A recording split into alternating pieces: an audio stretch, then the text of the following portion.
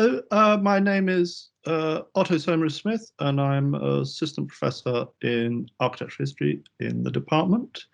I am currently teaching a third-year module called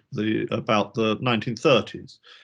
which is about art and architecture in that decade in Britain. What I'm especially interested to get across in the module is about the plurality of approaches of artists and architects. So it's not maybe sometimes this period is talked about through the avant-garde, the victory of modernist practices over more traditional ones. And what I'm particularly interested in it is the way that artists and architects had to think about changes in everyday life during the decade. So I'm as much interested in, say, poster design as what you might find in the Tate, but seeing how these things are symbiotic and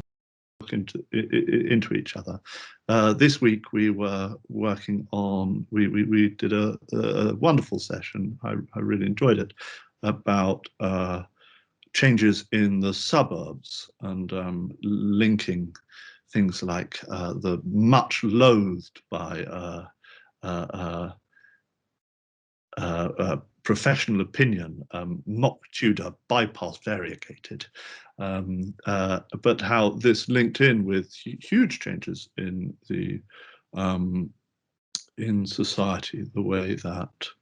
and women's role and the importance of electricity is something that I like to get through. This is the decade of the pylon. So this is a module that I hope will open my students' eyes to when they're because it is about the everyday life, that suddenly they will, when they're walking down a normal high street, they will suddenly notice, for example, I've been getting them to look out for